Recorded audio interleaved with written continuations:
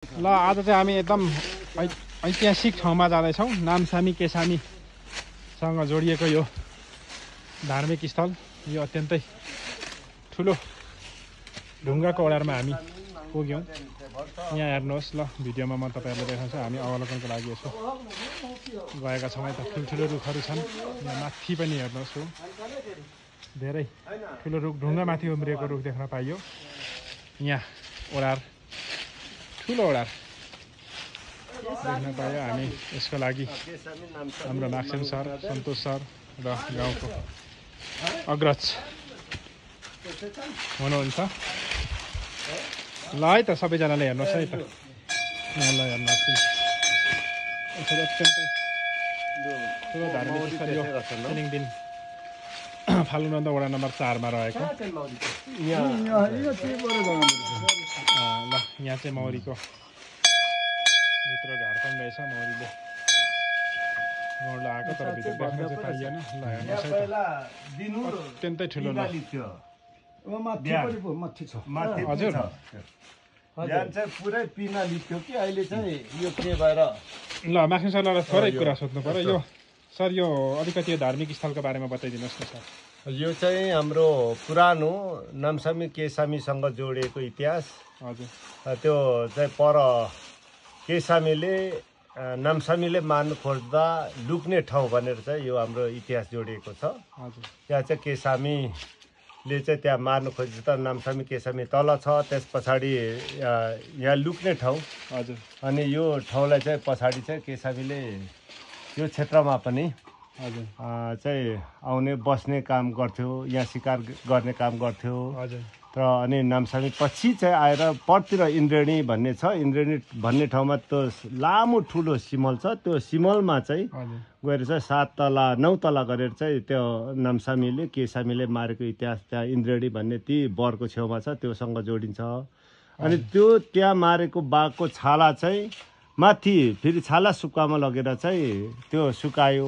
अनि सुकाएपछि भोटमा लगेर चाहिँ त्यो छाला चाहिँ नामसामीले नुन साटेर ल्याएको सम्मको इतिहास जोडिएको छ। यो चाहिँ बैरङ्गी कैला तिलविक्रम नेम्बाङसँग चाहिँ यो इतिहास जोडिएको छ। त्यसैले यो नामसामी केसामी यो अहिले पनि नामसामी केसामीसँग जोडिएको इतिहास यो केसामी मङयुङ नातेन भनेर हामी भन्छौँ।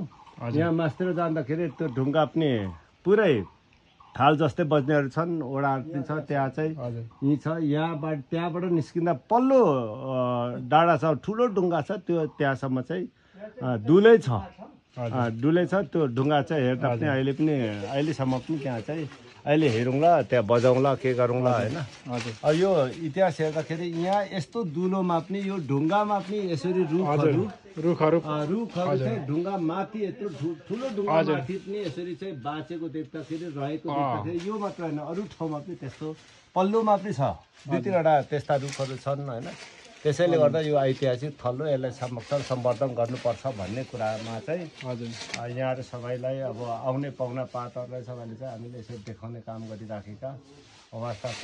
तर संरक्षणको चाहिँ अभावै यहाँ देखिन्छ, अभावै छ। अनि नि सर, हजुर हामीलाई मात्रै थाहा भयो यो त, तर यत्रो ठुलो ऐतिहासिक कुरो चाहिँ यहाँ लुकेर बसेको रहेछ। यो स्थानीय सरकारले नदेखेको कि सरकारले नदेखेको किन यो यो स्थानीय सरकारले त देखेन। हामीले अलिकति त हुनु चाहिँ सम्प्रेषण, समाचार सम्प्रेषण गर्नुमा पनि अलिक केही भएको होला, हाम्रो पनि कमी कमजोरी होला। तर स्थानीय सरकारले पनि नदेखेको, व्यवस्था गरेको भन्ने कुरा चाहिँ थर छ।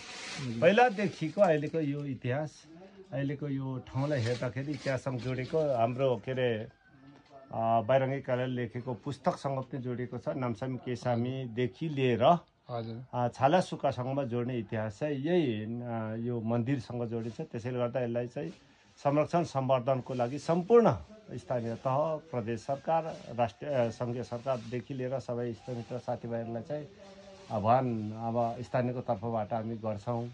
यसले चाहिँ अलिकति संरक्षण सम्वर्धन नपुगेकै हामीले देखिराखेको अवस्था चाहिँ छ। यो प्रचार प्रसार गर्नदेखि लिएर हरेक कुरोमा हामीले मिडियादेखि लिएर हरेकमा हामीले प्रचार प्रसार गरियो भने यसको समस्यादेखि लिएर हरेक पर्यटकहरू हामीले आन्तरिक तथा बाहिर पर्यटकहरू पनि भित्राउनु पर्छ यसमा यसको संरक्षणको लागि र यसको प्रचार प्रसारको लागि होइन सर?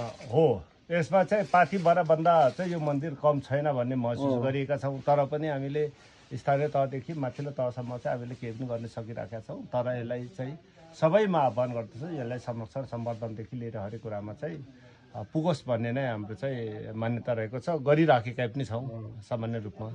सरलाई आजलाई यति नै धन्यवाद ल, धन्यवाद सर, धन्यवाद तपाईँलाई सर।